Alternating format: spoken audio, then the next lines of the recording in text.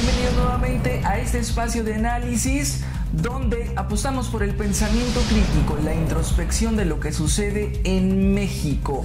Y a raíz de esta supuesta captura de El Chapo Guzmán, salió a la luz pública sobre un posible financiamiento de El Chapo Guzmán a aquella campaña que tanto promovió Televisa al títere de Salinas. Pues bueno, hablemos entonces de cuánto dinero le dio el narco a Enrique Peña Nieto para su campaña y por otro lado, ¿dónde queda la democracia? Enrique Peña Nieto fue acompañado, promovido e impulsado durante su campaña por personajes de turbio pasado, algunos acusados de nexos con el crimen organizado. Recordemos que Phil Jordán, exdirector de inteligencia de la DEA, afirmó que el líder del cártel de Sinaloa, El Chapo Guzmán, capturado el sábado pasado por las fuerzas federales, financió la campaña electoral de Enrique Peña Nieto. Y en una publicación del año 2012, la revista Proceso daba cuenta de que esos personajes del turbio pasado que acompañaron a Peña Nieto durante su campaña fueron el regiomontano Felipe Enríquez Hernández, al que se le atribuyó que recibía órdenes directas de Carlos Salinas de Gortari, exgobernadores priistas acusados de vínculos con el narcotráfico, Moreira, Tomás Yarrington y otros, y empresarios de meteórico enriquecimiento, quienes pavimentaron el camino de Enrique Peña Nieto a la candidatura presidencial del PRI.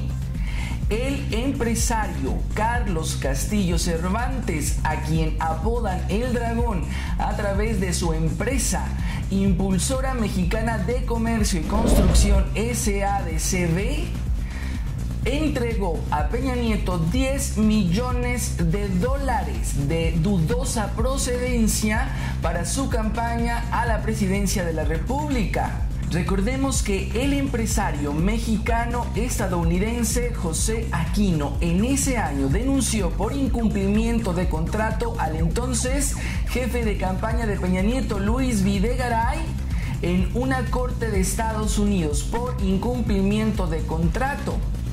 Según aquella versión, el empresario Alfredo Carrillo Garza Sada lo contrató para promover la imagen de Peña Nieto en Estados Unidos. Le dijo que para ello había un fondo de 56 millones de dólares que provenían del Estado de México y del narcotráfico. Y si unimos este rompecabezas a propósito de lo que declaró Phil Jordán, pues tiene sentido, porque esta información la conocemos desde el 2012. No sabíamos exactamente de esos 56 millones de dólares que acusaba José Aquino a qué cártel se refería, pero pues tenemos claro entonces a quién puede referirse ahora que el Chapo está en la cárcel. A lo mejor no lo vamos a saber ahora, pero sí en algunos años, como nos hemos ido enterando de los que antecedieron a este títere de Carlos Salinas de Gortari. Y a propósito de esto, y viendo el papel de la inexistente democracia en México, pues el pasado viernes 31 de enero las reformas en materia político-electoral fueron promulgadas.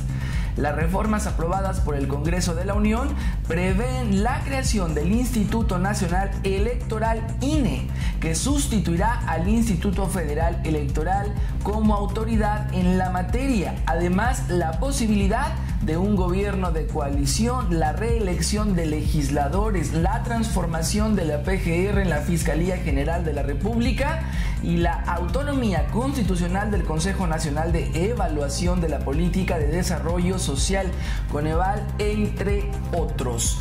Hablando de esta democracia que no existe, y a estos no solamente les basta robarse presidencias, imponer presidentes, no, sino que también tenemos que pagar carísimo todos los mexicanos por estos programitas que de nada sirven. En esta reforma serán causales de nulidad de elección rebasar hasta el 5% el tope de gastos de campaña o contratar tiempos comerciales de televisión y radio, y se consideran determinantes si la diferencia entre votos entre el primer y segundo lugar es menor al mismo porcentaje. ¿Cuánto se gastó este cínico?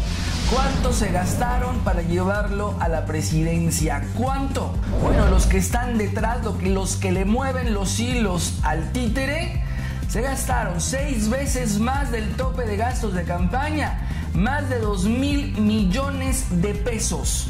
Fue lo que se gastaron y ahora pues están queriendo legislar que ya no vuelva a suceder. Los senadores podrán ser reelectos una vez y los diputados federales hasta por 4 ocasiones, por o los mismos partidos que los postularon, a menos que haya perdido o renunciado a su militancia a la mitad de su cargo. Pues cómo no, claro que se quieren reelegir todos. Lo que ganan los servidores públicos llegan algunos a superar los 6 millones de pesos al año. Y hablando de esta reforma político-electoral, no solamente son los rebases de tope de campaña, que el títere, bueno, lo superó, pero por muchísimo. No solamente es de dónde y cómo revisar de dónde sale el otro extra, ese dinerito que puede venir del narco, sino también se habla de los tiempos en pantalla, de los tiempos en radio, que deberían ser utilizados, los tiempos oficiales, pero no, se le sigue pagando millonadas a las televisoras, sobre todo a Televisa. De acuerdo con el plan de comunicación política que Peña Nieto firmó con Televisa a través de la empresa TV Promo, el primer año en aquel tiempo destinó 742 millones, de los cuales 691 millones se destinaron a publicidad en Televisa. Esto también con información de la revista Proceso. Pero el gran problema acá es que estos institutos, ahora INE, antes IFE, nos cuestan una fortuna a los mexicanos. Pero lo más descarado de todo este asunto es que no solamente se conforman con sacarnos, con despilfarrar el dinero que les damos para estas cosas que contribuyan a una democracia que no existe, sino aparte se empoderan más y empoderan a los narcotraficantes recibiéndoles cantidades millonarias. Y para abonar a este análisis recibo de nueva cuenta abogada, traductora y analista de medios alternativos. Marta, bienvenida una vez más. Y en esta materia sobre la reforma político-electoral, ¿cuál será el pronóstico, Marta? ¿Nos va a servir de algo para contribuir a la democracia o seguiremos en las mismas? Hola Hugo, muchas gracias por invitarme a compartir este espacio contigo y muchas gracias a los que nos escuchan. Ha sido un intercambio simplemente de quienes están en el poder, pero con el mismo modelo económico que ha privilegiado a la élite de siempre y que simplemente primero fue el PRI, luego el PAN y ahora el PRI otra vez. Y en ningún momento han tocado de manera alguna los intereses de esta minoría.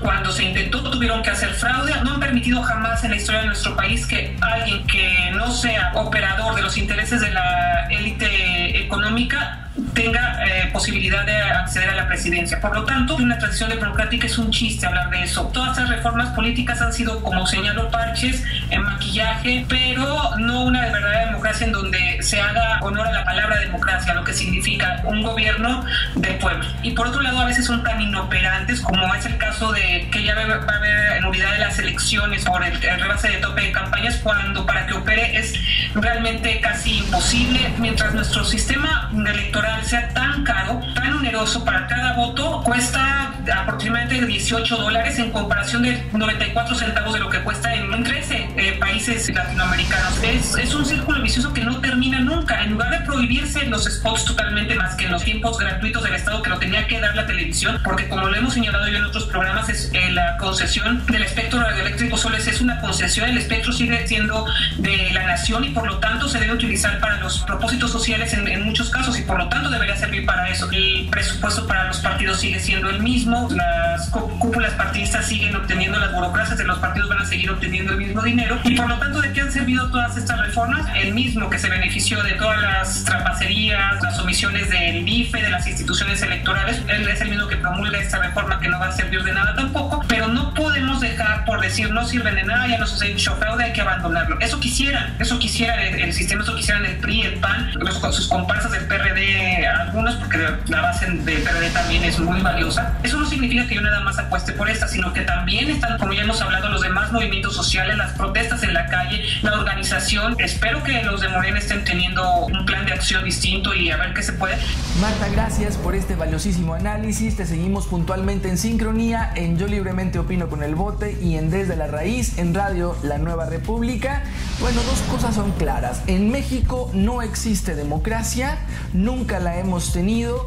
Y la otra es cuánto dinero le da el narco a los gobernantes. Pues no vamos a poder despejar pronto esa incógnita. El tiempo nos irá diciendo qué en realidad pasó, pero con esta información, si buscamos a detalle, nos vamos dando una idea de a cuánto puede ascender esas sumas por dejarlos operar, financiando campañas, fortaleciendo redes criminales, etcétera. Esa es la realidad. Y como último dato, el Consejo General del Instituto Federal Electoral aprobó otorgarles un monto de más de 3,925 millones de pesos a los partidos políticos este 2014. Este dinero es tirado a la basura, porque con tanta necesidad que tiene México en tantos rubros y que se destine para causas perdidas,